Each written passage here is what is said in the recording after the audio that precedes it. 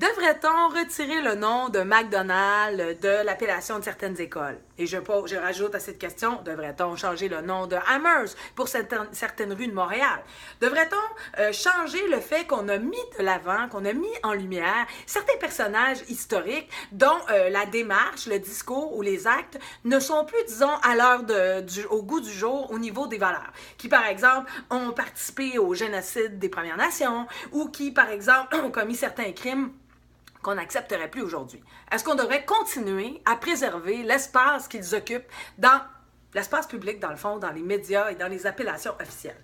Parce que, honnêtement, changer le nom d'une école, changer le nom d'une rue, on ne parle pas de détruire un patrimoine historique qui a été témoin d'un moment de l'histoire. Là. On parle juste de changer un nom. Et en plus, qui plus est, quelle belle occasion pour tout à coup susciter un intérêt sur un pan de l'histoire, sur une anecdote historique dont les gens devraient peut-être connaître l'existence. Parce que si vous ne changez pas le nom, on continue de penser que cette personne-là elle a une valeur absolue et qu'elle est très grande dans ses actes, etc. Puis on ne remet pas en question ce qui s'est passé exactement. Et je pense que c'est un problème. Et c'est un problème d'autant plus pour le nom des écoles, parce que pour remettre en situation ce qui se passe, il y a le président des syndicats des professeurs en Ontario qui demande que le nom de certaines écoles qui portent le nom McDonald's soit changé. Qui est McDonald's, c'est un des fondateurs de la nation canadienne. OK, fine. Mais c'est aussi un gars dont l'administration a volontairement affamé des communautés issues des Premières Nations dans le but de les asservir et de les rendre dépendantes aux rations qui étaient offertes dans les réserves. En fait, disons qu'il y a certaines actions vraiment spécifiques faites par son administration à l'encontre de l'intégration et de la vie saine des Premières Nations ici au Canada. Qui plus est, il y a même aussi, certains qui allèguent que M. McDonald avait aussi des discours pro-esclavagistes. Bon, ce que je sais, c'est qu'il y a un historien, M. Dachoc, de l'Université de Regina, qui a vraiment extrêmement bien documenté à quel point M. McDonald a été nuisible là, pour les communautés autochtones. Alors ça, c'est rendu quelque chose d'un peu établi scientifiquement au niveau d'histoire. Donc, on sait ça. Vous avez un étudiant là, qui est issu des Premières Nations puis qui étudie dans une école, là, puis que son école porte ce nom-là. Il y a comme une espèce de conflit cognitif, il me semble, qui m'apparaît là, dans ce cas-là. Là. On peut pas lui imposer ça. Voyons, ça n'a aucun sens. Pourquoi juste pas changer le nom de l'école et en faire justement un excellent alibi pour parler de cette période de l'histoire, puis remettre ça au goût du jour, parce que c'est peut-être un problème aussi. Les gens ne connaissent peut-être pas très bien toutes les implications historiques de ce qui s'est passé pour les Premières Nations, par exemple.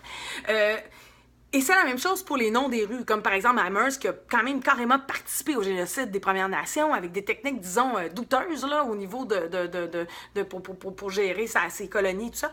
Bref, je vais pas donner un cours d'histoire ici, absolument pas, mais je veux qu'on remette un peu peut-être l'histoire au goût du jour à travers ce genre de démarche-là. Et je pense que l'histoire n'est pas quelque chose d'immuable, qu'il faut préservé dans son immuabilité. Bien au contraire, c'est quelque chose d'humain, c'est les sciences humaines, ça évolue. La façon dont on raconte notre propre histoire en 1900 n'est pas du tout la même que la façon dont on la raconte en 2017, n'est-ce pas? Alors, comme le nom des rues et le nom des choses est une façon de raconter, ça doit s'adapter à notre nouvelle façon de percevoir notre propre histoire. Peut-être plus en accord avec nos valeurs, parce que ça l'est toujours. Nous sommes un être de subjectivité et l'histoire n'est pas une science pure et dure, c'est une science qui s'adapte avec les perceptions, n'est-ce pas? Et oui, il y a eu des époques où l'homme blanc dominait, alors il se racontait son auto-histoire d'homme blanc dominant en ayant tendance à favoriser les figures, le représentant, et en oubliant des pans importants qui sont attribuables soit aux femmes, aux communautés autochtones et aux communautés issues de l'immigration, etc. Alors, peut-être qu'on a une super belle opportunité en ce moment, justement, de se réajuster et de revoir notre auto-récit de notre propre histoire en changeant les choses. Puis en détruisant rien, en fait. On change les choses, simplement. Et voilà. Et ça me choque vraiment d'entendre des gens qui viennent défendre le fait qu'il ne faut pas changer ou revoir l'histoire. Non, non. L'histoire est quelque chose qui est en éternel changement. C'est pas vrai. Vous-même, vous racontez pas votre vie de la même manière à chaque moment de votre vie parce que ce sont pas les mêmes éléments qui vous marquent pour toutes sortes de raisons, pour toute l'humanité dont vous êtes porteur, finalement. Donc, changeons les noms qui sont vraiment pas en accord avec nos valeurs. C'est tout.